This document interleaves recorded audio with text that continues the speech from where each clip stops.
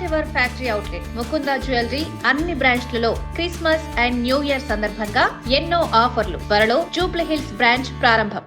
అఖిల భారత కాంగ్రెస్ కమిటీ భారీ వ్యూహాలను రచించింది. జాతీయ స్థాయిలో కేంద్ర ప్రభుత్వాన్ని ముట్టడించడానికి, ముప్పేట దాడి చేయడానికి అవసరమైన ప్రణాళికలను రూపొందించింది. మహాత్మా గాంధీ జాతీయ ఉపాధి హామీ స్థానంలో Viksit Bharat guarantee for Rozgar aur Ajeevika mission bill 2025ను లోక్సభలో ప్రవేశపెట్టడంపై జాతీయ స్థాయి పోరాటానికి రూట్ మ్యాప్ సిద్ధం చేసుకుంటోంది. వీటన్నింటికీ ఏపీ కేంద్ర బిందువు కాబోతుండడం రాజకీయంగా ప్రాధాన్యత సంతరించుకుంది.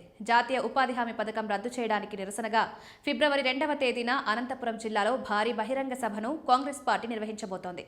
ఈ సభకు ఏఐసీసీ అధినేత మల్లికార్జున్ ఖర్గే, మాజీ అధినేత్రి సోనియా గాంధీ, లోక్సభలో ప్రతిపక్ష నేత రాహుల్ గాంధీ, ప్రధాన కార్యదర్శి ప్రియాంక గాంధీ హాజరు కానున్నారు.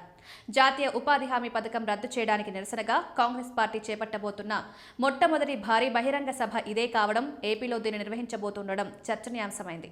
సింగనమల నియోజకవర్గ పరిధిలోని బండ్లపల్లిలో ఈ సభను నిర్వహించాలని కాంగ్రెస్ పార్టీ ప్రాథమికంగా నిర్ణయించుకుంది. దీనికోసం ఇదివరకే మల్లికార్జున ఖర్గేను కలిశారు. ఆ పార్టీ సీనియర్ నాయకుడు, మాజీ మంత్రి రఘువీరారెడ్డి ఏపీలో బహిరంగ సభ నిర్వహించాలని ఆహ్వానించారు. దీనికి తాజాగా మల్లికార్జున ఖర్గే స్పందించారు.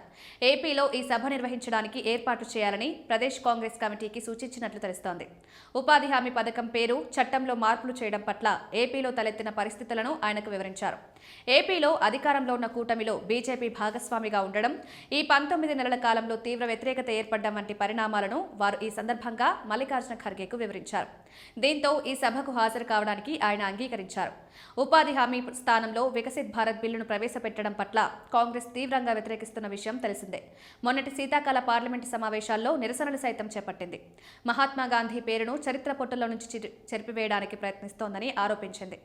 సంవత్సరంలో 100 రోజుల పాటు గ్రామీణులకు ఖచ్చితంగా ఉపాధిని కల్పించడానికి ఉద్దేశించిన ఈ బిల్లును స్క్రాప్ చేయాలనుకోవడం అవివేకమని మండిపడుతోంది.